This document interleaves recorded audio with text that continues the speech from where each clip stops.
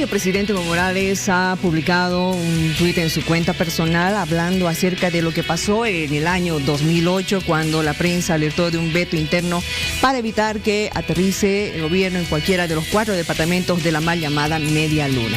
Ha habido repercusiones, la repercusión del senador Óscar Ortiz Antelo, que actualmente también es candidato a la presidencia por Bolivia, dice no. Veamos por favor lo que dice ese tuit.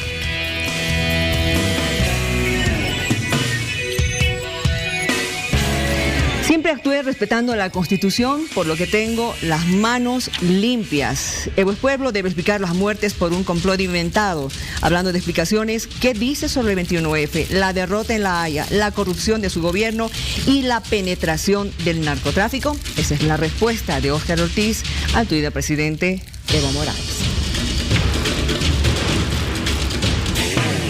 Tengo el gusto de recibir a doña Adriana Salvatierra, senadora nacional, presidenta de la Cámara de Senadores, con quien vamos a hablar de este tema. Pero estamos volviendo a hablar de lo que pasó en el 2008, lo de la Media Luna. ¿Qué repercusiones hay con relación a la respuesta de don Óscar Ortiz? Primero, muy buenas noches. Un placer de estar en Hora 23. Muy buenas noches a todos, a todas. Sí, evidentemente se generó una polémica desatada entre un espacio que tiene el presidente Evo Morales en su cuenta de Twitter que hace referencia a la recuperación de acontecimientos históricos que nos llevan a reflexionar sobre qué es lo que no deseamos repetir nosotros en la historia de nuestro país.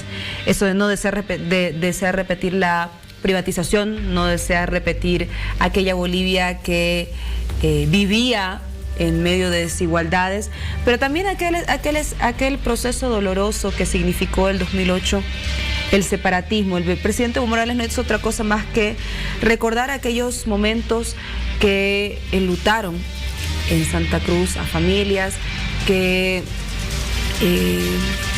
tornaron negras las páginas de nuestra historia, y fue una realidad que finalmente estuvo registrada en los diarios y en la memoria de los bolivianos. Y como respuesta obtuvimos a un senador Ortiz que nuevamente asume una posición beligerante, una posición en ofensiva, que quizás no es compartida por la gran mayoría de los bolivianos, y reflejo de eso son los resultados de las últimas encuestas. Bueno, él como parte de los candidatos de la oposición va a continuar reflejando lo que ellos hablan, ¿no? Están con el 21F, los resultados del 21F, ese es su mayor discurso en realidad, ¿no es cierto? Él es parte también de aquello, representante de aquello. Sí, el problema es que, un poco lo que decía también el ministro de Comunicación el día domingo, a ver, hay una candidatura que no representa los intereses de la mayoría de los bolivianos, no representa los intereses del país, no representa los intereses de aquellos bolivianos que todos los días trabajan por construir un destino diferente, por tanto es una candidatura artificial. El segundo elemento es que es un poco difícil sostener tu candidatura solo sobre la base de una consigna, es decir, tiene un límite hablar de forma consignataria del respeto, entre comillas, al 21 de febrero, cuando en una campaña empezás a ver otros elementos, empezás a ver qué es lo que planificas en términos económicos, cómo fortaleces la redistribución de la riqueza, cómo brindas mayores oportunidades laborales para las nuevas generaciones, cómo graficas el destino del país. Y quizás por eso la postura del senador Ortiz es incomprensible para muchos de los bolivianos. Quizás por eso el senador Ortiz apenas alcanza el 8% en las encuestas, y quizás por eso el senador Ortiz, después de realizar más de 50 alianzas con con organizaciones políticas, no suma un solo voto o un solo punto en las encuestas demostradas. Ahora, ¿cómo cae esto en el gobierno y también en el presidente Evo Morales, el hecho de que se ha tomado a mal los resultados que se han obtenido en La Haya con relación a la demanda marítima? Bueno, yo creo que es importante recordar que la foto al momento de los alegatos en el momento de los alegatos de La Haya también fue de interés del senador Ortiz. No olvidemos que él se dirigió como parte de la comitiva acompañando al gobernador Rubén Costas a uno de los alegatos. Creo que era el segundo, si no me equivoco, en la fase oral. Él acompañó esa delegación y a él le importaba estar en esa foto porque esa era la foto de la historia. Conocidos los resultados, pues empieza a buscar responsabilidades, pero creo que es un poco irracional tratar de negar su interés en la participación de aquellos acontecimientos. Reitero nuevamente, a ver, posiciones beligerantes, violentas, confrontacionales, que llegaron a la confrontación física en 2008 y que hoy asumen un radicalismo, entre comillas, no llenan de forma efectiva el debate que esperamos de los candidatos en la campaña. ¿Qué espera la gente en campaña?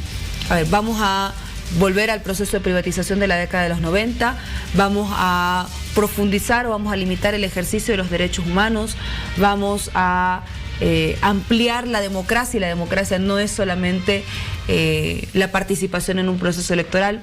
Democracia es que los niños tengan escuela, democracia es que las familias tengan techo, democracia es que los bolivianos podamos comer mínimamente 3 veces al día y tener las condiciones de vida mínimas garantizadas. Ahora hay que reconocer algo. El presidente Morales, en varias de las entrevistas internacionales que le han hecho, ha señalado de que el momento que a él más le ha emocionado, le ha conmovido, y el momento histórico con el que él se quedaría sería el día que nacionalizó nuestros recursos.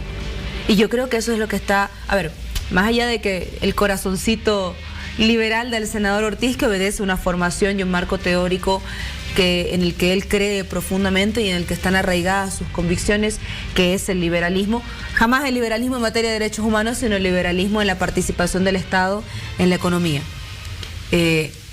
Quizás no es el horizonte que en este momento los bolivianos deseamos discutir.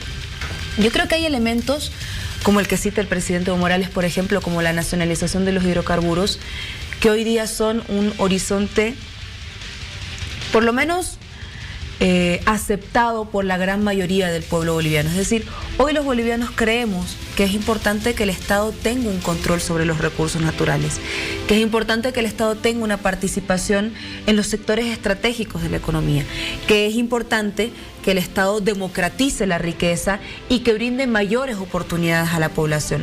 Ese horizonte de Estado creo que en este momento no está en discusión, y quizás por eso no caben en el debate posiciones como las del señor Óscar Ortiz, posiciones como las del candidato Víctor Hugo Cárdenas, o generan que cuando un candidato se atreva a saltar esa barrera de la redistribución de la riqueza efectiva a través de bonos sociales, tenga que retractarse como lo que hizo el señor Carlos de Mesa. Ahora, se hablaba en ese momento, en el 2008, de una media luna, ¿no es cierto? Media luna que fue en su momento también un símbolo de separatismo. Luego se habló de la luna llena como símbolo de integración de todo el país. Hoy en día, ¿cómo estamos? Porque como senadora, como presidenta de senadores, todavía tenemos discriminación en el país. Mira, y es una discriminación que viene de diferentes lados. Sí, pero, a ver, la diferencia entre, primero que el proceso de separatismo obedecía a proyectos políticos antagónicos. O sea, hubieron quienes desde 4 departamentos plantearon un proceso de separación de estos departamentos del resto del país, que se embanderaba, entre comillas, de la autonomía. El Estado y el modelo autonómico fue integrado a la construcción del Estado plurinacional, y creo que ese es un importante avance. Es decir, la autonomía, los que legítimamente luchaban por la autonomía, vieron incorporadas sus aspiraciones dentro del texto constitucional. Pero de todas maneras, cuando decimos, yo creo que en este momento no subsiste ese proceso de polarización y confrontación de la que fue parte el senador Ortiz, indiscutiblemente. No lo dice solamente el presidente Evo, lo dice también Carlos Mesa en su libro Presidencia Sitiada.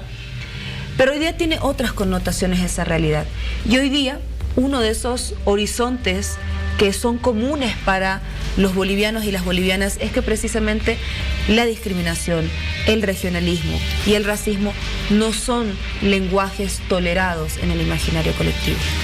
Y ese es uno de los trabajos que queda todavía pendientes, ¿no? Como el tema de tratar de eliminar la corrupción que está en diferentes áreas, en diferentes lugares, y personas de todos los colores, en fin, han estado involucradas en este tema de la corrupción. Sí, yo creo particularmente que la corrupción no tiene un color político, sino le podríamos preguntar al alcalde Leyes en Cochabamba, o quizás las denuncias que se han desatado en la alcaldía de la ciudad de La Paz en contra del alcalde Revilla.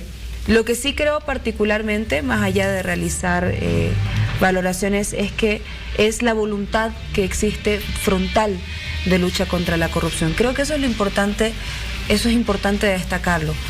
Cuando nosotros encontramos un acto irregular, sea un alcalde de la oposición o sea del oficialismo, inmediatamente es procesado.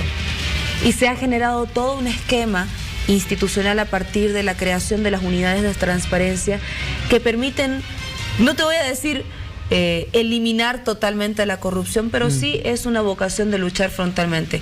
Existirán casos, y yo creo que como corresponde, deben ser procesados por la vía jurisdiccional correspondientes y establecidas las relaciones, los niveles de responsabilidades estrictamente personales.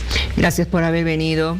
Gracias por haber venido, vamos a seguir conversando y ahora que vamos a comenzar también ya a entrar más fuerte en esto de la campaña electoral, pues ya estaremos ahora hablando. Que calienta el panorama. Sí, ya estaremos hablando de otros temas y tendremos mucho que escuchar también. Gracias por venir. Le agradezco mucho, muy buenas noches, un placer y buenas noches a todos y todas.